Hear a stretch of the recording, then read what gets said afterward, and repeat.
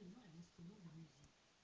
En imitant les sons de la nature, il permet de communiquer avec les esprits de la steppe et d'être capable de toucher le cœur des gens, mais aussi celui des bêtes.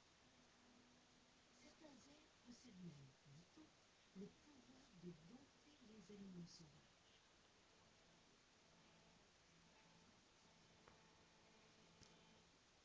Autrefois, chaque famille nomade possédait un instrument.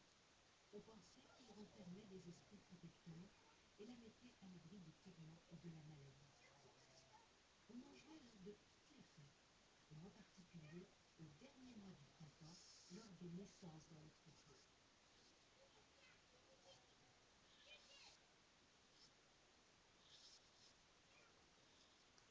Octobre se termine, l'hiver prend possession de la plaine. Il faut se mettre en route vers les pâturages d'hiver, là où les vents seront moins violents et la neige moins épaisse. Depuis une quarantaine d'années, les Mongols menant une vie de nomades sont de moins en moins nombreux. La plupart d'entre eux est venu s'installer en ville, où peu à peu les coutumes disparaissent. Les grands-parents qui sont restés vivre au cœur de la steppe ne voient plus leurs petits-enfants que pendant les vacances. Ici, la vie est rude en hiver. Les couleurs s'éteignent doucement pour laisser place à un paysage noir et blanc. Dans la yourte de la vieille Omba, un événement important se prépare. Dans quelques mois, en ville, aura lieu la fête du Naadam, où se déroulera une représentation du ballet mongol. Santa et Sukta s'entraînent dur, car elles espèrent participer à ce spectacle. Un jeune garçon, Yuke, répète à leur côté. Omba est heureuse. Ses petits danseurs ont bien travaillé. Ils sont prêts maintenant pour prendre part au ballet. Le jour du départ est enfin arrivé.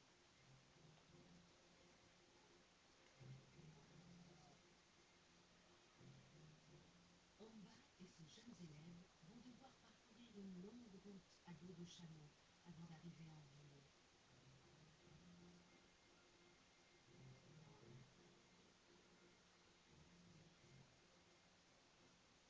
Dans les coulisses du théâtre, l'agitation est grande.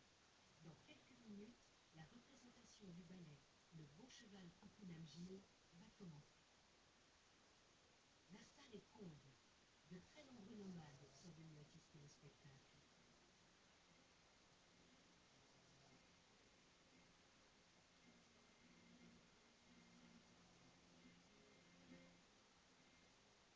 Très concentrés, Santa, Sukta et Enki dansent la légende qui raconte la naissance du Morincourt. Elle raconte qu'en des temps anciens, un guerrier nommé Kukunamjil fut envoyé dans un royaume très lointain pour le conquérir. Là-bas, il tomba amoureux d'une princesse. Comme il devait repartir, celle-ci lui offrit un cheval ailé lui permettant de la rejoindre chaque soir. Mais un jour, une voisine jalouse coupa les ailes de ce merveilleux animal qui en mourut. Kukunamjil, éperdu de chagrin, fabriqua alors avec les restes du corps de son compagnon un violon chantant le souvenir de son amour perdu. Le Morincourt venait de naître.